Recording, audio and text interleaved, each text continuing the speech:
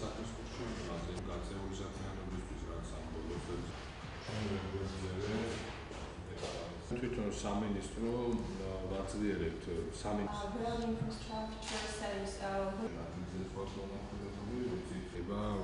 გადაიდგას ნაბიჯები ან თუ რამე პრობლემები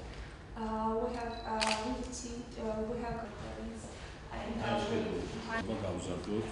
თუ რა კეთდება აი ამ ის პარკლებში დამატებით თქვა რაზე შეხვედრა ჰქონდა მსოფლიო ბანკის წარმომადგენლებთან რომლებიც მუშაობენ კონკრეტულად გზების საკითხზე ჩვენ განვიხილეთ აღმოსავლეთ დასავლეთის ავტომაგისტრალის ანუ ავტობანის მშენებლობის საკითხები თუ რა მიმდინარეობა არსებობს და მომავალში ეს როგორ უნდა გაგრძელდეს ჩვენ მივიღეთ მათგან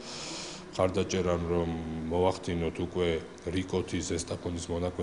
მონაკვეთზე დაახლოებითი მონახაზის გაკეთება თუ რა თანხებთან იქნება ეს დაკავშირებული და ტექნიკურად როგორ უნდა მოხდეს მისი ორგანიზება იმიტომ რომ ჩვენ ვიცით რომ ეს ძალიან ესე იგი ძვირადღირებული მონაკვეთია თუმცა მივიღეთ გადაწყვეტილება რომ დაიწყოს შესწავლა ამ მონაკვეთის დაიყოს ის რამოდენიმე პატარა მონაკვეთად და თუ ეკონომიკური და სოციალური ეფექტის გათვლით ეს მთავრობა მიიღებს გადაწყვეტილებას რომ ეს მნიშვნელოვანი არის 2014 წლის შემდგომ პერიოდში დაიგეგმოს ამ მონაკვეთის რეაბილიტაცია და ჩვენ საუბარი გქონდა იგივე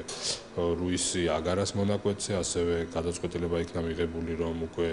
პროექტირება მიმდინარეობს და 2013 წელს გაფორმდეს ხელშეკრულება უკვე აგარა-ხაშურის მონაკვეთთან დაკავშირებით ანუ ჩვენ ამითი შეგვიძლია ვთქვათ რომ ეს სამუშაოები გრძელდება და პირიქით დამატებითი მონაკვეთები არის გათვალისწინებული. ასევე საუბარი გქონდა ჩვენ მათხოვეთ რომ დაგვეხმარონ შიდა საკადრო პოლიტიკის განხორციელებაში, ანუ ჩვენი თანამშრომლების გადამზადებაში, აქ საუბარი არის სამინისტროს თანამშრომლები, რომლებიც მიმაგრებული არიან ინფრასტრუქტურის პოლიტიკასთან